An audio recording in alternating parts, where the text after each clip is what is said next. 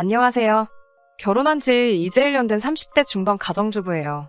정말이지 이런 문제로 시부모님과 갈등을 겪게 될 줄은 꿈에도 생각하지 못했네요. 남편과 저는 직장 동료의 소개로 만난 사이예요. 저는 보험회사 회계팀에서 근무하고 있었는데 직업 특성상 대부분의 동료들이 여자였어요.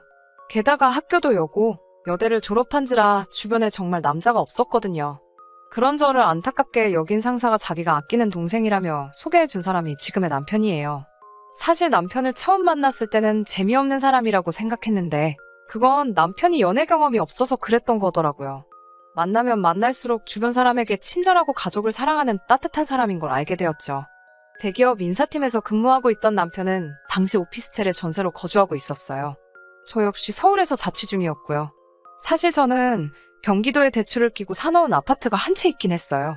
반면에 남편은 모아둔 재산은 하나도 없다고 하더라고요. 그렇지만 진지하게 만나기 시작한 지 8개월 정도 지났을 무렵 남편은 자기와 결혼을 해준다면 평생 마음고생 몸고생 시키지 않겠다고 호언장담을 하며 프로포즈를 해왔어요. 비록 당장은 프로포즈였지만 기쁜 마음으로 받아들이고 그렇게 결혼 준비를 시작했어요. 남편도 저도 직장이 있었으니 먹고 사는 문제 같은 건 걱정하지 않았거든요. 그래서 바보같이 그때만 해도 앞으로 우리에게 꽃길만 있을 줄 알았죠. 그런데 생각지도 못한 일이 저를 기다리고 있었어요.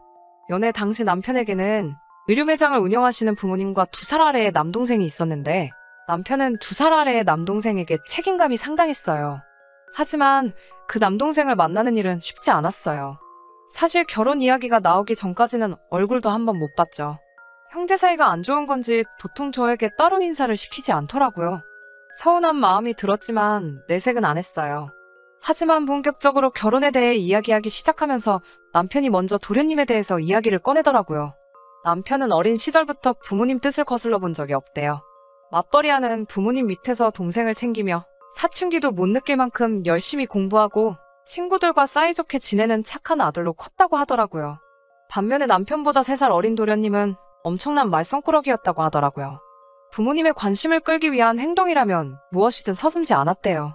툭하면 친구들 물건에 손대고 고등학교 졸업 후에는 일도 잘 안 하고요. 저는 사실 그때만 해도 이제 도련님도 남편도 30이 넘었고 당신이 첫째이니 먼저 다가가고 마음도 열어보라며 남편을 다독였어요.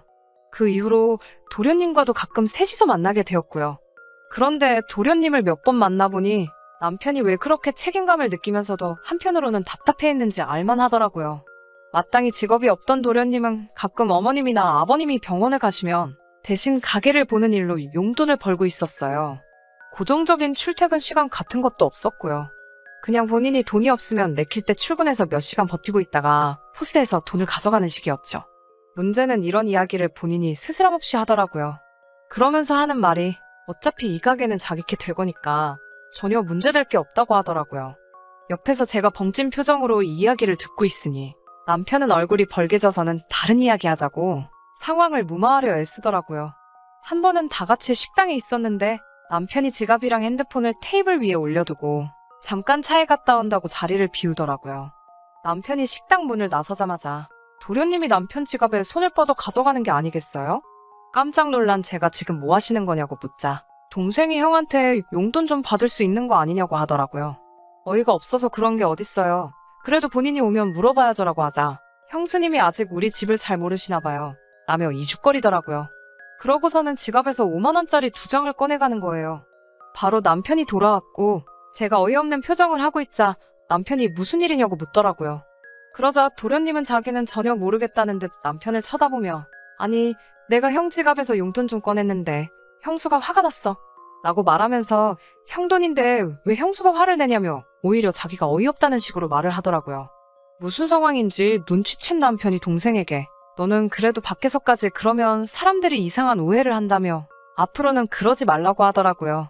그날 밤 제가 원래 그런 식이냐고 하자 남편도 저에게 아직 우리가 완전히 결혼을 한 건 아니니까 이번 한 번만 이해를 해달라면서 결혼식 올리고 정식으로 부부가 되면 2번 다시는 이런 일이 없을 거라고 자기 입장도 이해해달라며 이해 못할 소리를 하더라고요. 하지만 저도 좋은 날 앞두고 더 큰 소리 내기 싫어서 그냥 알겠다고 확실히 정리하라고 말했어요. 사실 남편이 가족들에게 경제적인 지원을 하고 있다는 건 결혼 준비가 어느 정도 진행되고 나서야 눈치를 챘죠. 남편이 한 달에 버는 돈이 350 정도였는데 차도 없고 딱히 뭐 취미도 없는 사람이 돈을 한 푼도 못 모았다는 게 이해가 안 되더라고요. 그래서 슬쩍 물어보니 부모님이 운영하시는 의류 매장이 잘 되는 것도 아니고 해서 자기가 다달이 50 정도를 보내고 있대요. 게다가 남동생이 매번 이번에 이걸 해보고 싶다, 아니 저걸 해보고 싶다는 식으로 나오니까 그 교육비를 남편이 지원하고 있었다는 거예요. 그 이야기를 듣던 제가 그래서 도련님은 지금 뭐 자격증이라든가 딴 거 있냐고 묻자 성격이 진득하게 뭘 해내지를 못하더라며 말끝을 흐리는 게 아니겠어요. 지금은 말 그대로 온 가족이 사고만 치지 말아다오라는 마음으로 도련님을 돌보고 있는 거였죠. 속된 말로 이런 거지 같은 상황에 놓인 불쌍한 남편을 내가 구해줘야겠다는 생각을 했던 것 같아요. 그런데 제가 정말 어리석고 멍청했죠. 신혼집을 구하면서부터 큰 소리가 나기 시작했거든요. 사실 둘 다 서울에서 직장 생활을 하고 있었지만 제가 가진 돈으로는 서울에 전세 하나 구하기 어렵겠더라고요. 아이도 낳아야 하는데 오피스텔에서 시작하기도 그렇고 해서 저는 경기도에 제가 가진 아파트에서 시작하는 게 어떻겠냐고 말했어요. 처음엔 남편도 미안하고 정말 고맙다고 몇 번이고 말하더군요. 하지만 이 이야기가 시어머니 귀에 들어가자 시어머니가 노발대발 난리가 나신 거예요. 귀한 우리 아들 출퇴근 시간이 얼마나 피곤하겠냐면서요. 비록 아파트가 경기도에 있기는 하지만 지하철 갈아타는 것도 없이 40분이면 출근할 수 있는데 시어머니가 왜 이렇게 화를 내시는 건지 이해가 안 됐어요. 시어머니가 화를 내시자 남편도 갑자기 입장을 바꿔서는 저에게 경기도에 있는 그 아파트를 팔아서 서울에서 전세를 구하면 어떻겠냐고 저를 떠보더라고요.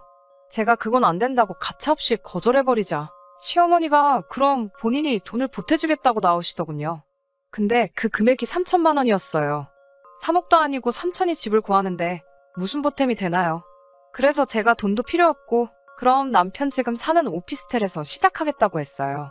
시어머니는 그러자 또 그렇게 작은 오피스텔에 성인들이 어떻게 사냐고 화를 내시더라고요. 그런데 어머님이 화를 내신 데에는 정말 생각지도 못한 이유가 있었어요. 어머님은 도련님을 저희 집으로 보내실 생각이었던 거죠. 제가 어떻게 알게 되었냐면 생각 없고 이 입산 도련님이 저에게 직접 전화를 걸어왔더라고요. 회사에서 막 퇴근하던 찰나였는데 벌써 취기가 오른 도련님은 제게 전화를 걸어서는 계속 형이 사는 오피스텔은 크기가 어떻고 화장실이 저떻고라며 혼자 주절거리더라고요. 저는 괜찮아요. 저도 가봤는데 그냥 둘이서 살면 그럭저럭 살만해요라고 말했죠. 그러니까 도련님은 왜 둘이에요? 셋이지. 아닌가? 넷인가? 강아지도 하나로 쳐야 되나? 나 강아지도 키우고 싶은데 라고 하는 게 아니겠어요? 저는 처음에 뭔 소린가 싶고 장난치나 싶기도 해서 왜요? 도련님도 오시려고요? 라며 웃었더니 그럼요. 이제 저도 서울 가서 살아야죠. 나처럼 큰 물고기가 큰 물에서 놀아야지 안 그래요? 라며 웃더라고요. 저는 속으로 이게 미쳤나? 진짜로 하는 말이야? 아니면 나한테 시비 거는 건가? 하는 생각도 들고 도저히 분간이 안 돼서 전화를 끊고 바로 남편에게 전화를 걸었죠. 남편에게 방금 통화 내용을 읊으니 몇 초간 아무 말도 못하더라고요. 저는 왜 말이 없냐고 다시 물었고 그러자 남편은 나지막히 미안하다고 하는 게 아니겠어요? 그래서 제가 도련님이랑 같이 살 생각이었냐고 소리를 질렀어요. 그러자 남편은 자기가 지금 중간에서 열심히 수습 중이라면서 순전히 어머님과 도련님의 생각일 뿐 자긴 조금도 그럴 마음이 없다고 그냥 모르는 척하라고 하더라고요. 정말 분하고 열받아서 당장이라도 도련님한테 욕을 해주고 싶었지만 남편 입장 생각해서 남편 말대로 아무것도 모르는 척하고 경기도로 이사갈 준비를 시작했어요. 그러자 어머님이 저더러 너는 시어머니 말을 귓등으로도 안 듣냐며 괘씸하다고 하시더라고요. 도대체 어른 알기를 뭐로 아냐면서요. 그러면서 저더러 매정하다고 이제 다 한 가족인데 네 동생이다 생각하면 그럴 수 있겠냐며 저를 나쁜 사람으로 만드시더군요. 사실 이때 결혼판을 엎을까 싶었지만 사실 저는 부모님이 안 계시거든요. 그래서 정말 제 가족이 가지고 싶었고요. 남편과 헤어지고 다른 사람과 다시 미래를 계획한다는 게 상상만으로도 너무 괴롭고 자신이 없더라고요. 그래서 남편 하나만 보고 살면 된다는 마음으로 꾹 참았어요. 적어도 남편은 계속해서 저에게 미안하다 고맙다 했으니까요. 우여곡절 끝에 결혼식을 마치고 결국엔 원래 계획했던 대로 제 아파트에서 신혼생활을 시작했어요. 남편은 모아둔 돈은 없었지만 결혼 이후에는 약속한 대로 시댁에 드리는 용돈도 30으로 줄이고 도련님에게 들어가던 소위 교육비도 일체 지원하지 않기 시작했어요. 당연히 또 난리가 났지요. 하지만 저는 그때마다 앞으로 태어날 아이를 위해서는 어쩔 수 없다는 자세로 버텼습니다. 사실 남편이 무조건 제 편이었던 건 아니에요. 가끔은 저를 설득하려고도 하더라고요. 이번 달만 좀 더 해드릴 순 없겠냐? 동생이 이번엔 정말로 한번 도전해보고 싶다는데 어떻게 안 되겠냐는 식으로요. 저도 사람이니 마음이 흔들린 적도 있었고 그럴 땐 한두 번 오케이를 하기도 했었는데 지금 생각해보면 그러지도 말았어야 했어요. 결혼 후 얼마 지나지 않아 아버님의 생신이었어요. 아버님 생신 축하를 위해 음식과 선물을 가지고 시댁으로 갔네요. 원래는 음식을 준비하려고 했는데 어머님이 음식 해올 필요 없다며 남자 지갑하고 벨트를 좀 사오라고 하시더라고요. 아버님이 하시기엔 조금 젊고 비싼 브랜드라 야했지만 그래도 준비해서 갔어요. 그리고 음식은 해오지 말라 하셨지만 그래도 도리가 아닌 것 같아서 미역국, 불고기 그리고 잡채를 준비해 갔고요. 저희가 도착하고 얼마 지나지 않아 짜장면하고 탕수육 같은 중화요리들이 배달되더라고요. 제가 해간 음식들하고 중화요리를 차려놓고 아버님 생신 축하를 했지요. 아버님은 모처럼 생일날 미역국을 먹어본다며 너무 좋아하시더라고요. 근데 막상 선물을 꺼내놓으니 아버님보다 도련님이 더 좋아하더군요. 그제서야 알겠더라고요. 준비하라고 한 선물은 아버님이 갖고 싶은 게 아니라 도련님이 갖고 싶은 걸 말씀하셨다는 사실을요. 그렇지만 제가 뭐라고 말을 하겠어요. 괜히 아버님이 짠해서 집에 오기 전에 아버님 지갑에 20만 원을 넣어놓고 왔네요. 그런데 정말 어머님과 도련님이 이런 계획까지 세우실 줄은 상상도 못했네요. 아버님 생신이 지나고 며칠 뒤 어머님과 도련님이 저희 집에 연락도 없이 왔더라고요. 남편은 야근이라 집에 없었고 저만 혼자 있었고요. 도련님은 집안을 어슬렁거리며 이방저방 들락날락하면서 냉장고도 괜히 한번 열었다 닫았다 하면서 정신을 쏙 빼놓고 있었어요. 그 와중에 어머님이 갑자기 제 손을 붙들고선 요즘 젊은 사람들이 얼마나 힘들게 사는지 안다면서 그래도 첫째랑 너랑 이렇게 살아주니 든든하다고 말씀하시더라고요. 그러시면서 도련님을 보시며 이제 저놈만 자리를 잡으면 자기는 죽어도 여한이 없다면서 한숨을 몇 번이고 내쉬었습니다. 그러면서 저에게 사실 둘째가 식당을 차리고 싶단다라며 오늘 띄우시더라고요. 제가 아는 한 도련님은 자기 손으로 라면도 끓여본 적이 없거든요. 그런데 무슨 식당을 한다는 건지 기가 차서 말도 안 나오더라고요. 뒤에 이어지는 어머님의 말씀은 더 가관이었어요.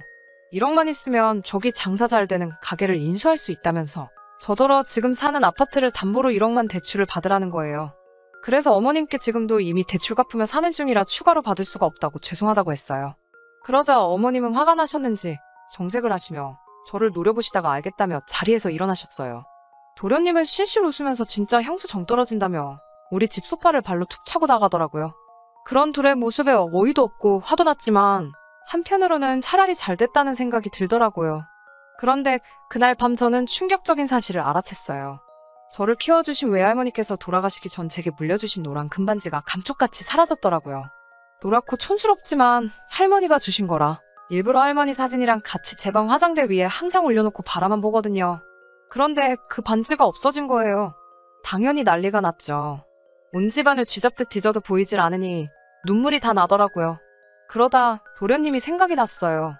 거실에도 화장실이 있는데 굳이 안방 화장실을 쓰겠다며 들어갔던 도련님이 아무래도 의심스럽더라고요. 저는 그 길로 바로 시댁으로 쫓아갔어요. 집에는 아버님이 계셨고 상황을 모르시는 아버님은 이 밤중에 웬일이냐며 일단 들어오라고 하시더군요.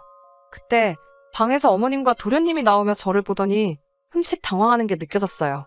저는 신발도 안 벗고 쫓아들어가 그 둘의 손을 낚아챘어요. 설마 끼고 있겠냐 싶었지만 본능적으로 그렇게 되더라고요. 아니 근데 정말 이런 모질이가 세상에 또 있나 싶게 도련님은 새끼손가락에 떡하니 제 반지를 끼고 있었어요.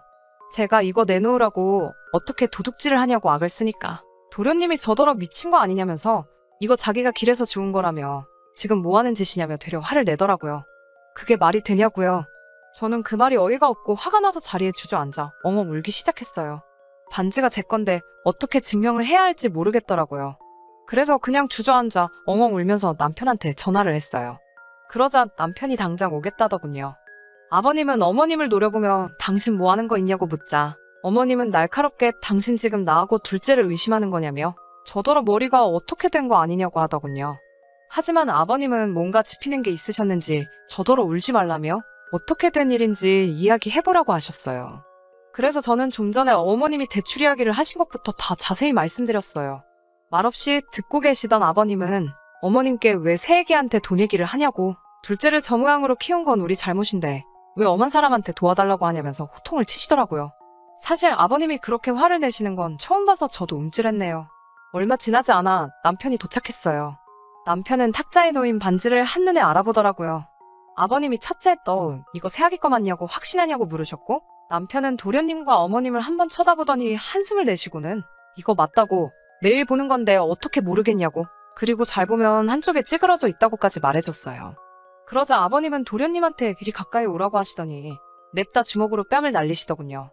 아버님은 왕년에는 복싱을 취미로 하셨는데 어깨를 다치신 이후론 쉬고 계셨거든요. 도련님은 벌개진 뺨을 부여잡고는 어머님을 쳐다보고 있었어요. 아버님은 그런 도련님을 이번엔 발로 걷어차시고는 차라리 집에서 나가라고 고함을 치셨어요. 그러더니 아버님이 이번엔 제 앞에 무릎을 꿇으시곤 자식을 잘못 키운 죄라며 제 마음이 풀릴 수만 있다면 뭐가 됐든 마음대로 하라고 하시는 거예요. 오히려 아버님이 그렇게 나오시니 제가 마음이 너무 불편하고 안 좋았어요. 저는 아버님을 일으켜 세워드리며 일단 반지를 찾았으니 괜찮다고 말씀드렸고요. 남편도 이제 도련님을 포기한 건지 저더러 경찰을 부를 거냐고 묻더라고요. 물론 부르지는 않았어요. 물건도 찾았고 얻어터지고선 쪼그려 앉아서 혼자 궁시렁거리고 있는 걸 보니 불쌍하기도 하고 고쳐 쓰긴 글렀다 싶더라고요. 그날을 계기로 어머님은 저한테 단돈 1원 한 푼도 말씀을 못 꺼내고 계시고요. 제 앞에서 도련님에 관해선 입도 뻥긋 안 하십니다. 남편도 더 이상 시댁에 도움을 주지 않기로 했고요. 알고 보니 그동안 시댁이 경제적 도움을 받은 걸 아버님은 모르고 계셨더라고요. 어머님이 남편에게 받은 돈을 전부 도련님한테 주셨던 것 같아요. 저희 부부는 가끔 아버님만 밖에서 뵈며 지내고 있어요. 가끔 식사도 하고 좋은 곳도 모시고 가고 잘 지내고 있어요. 그리고 얼마 전에는 아버님이 제 생일에 선물이라며 금팔찌도 선물로 주셨는데 정말 감동이었어요. 도련님은 여전히 구제불능인 것 같지만 이제 제가 사랑하는 사람들과 행복하게 잘 살고 싶은 생각뿐이 없네요.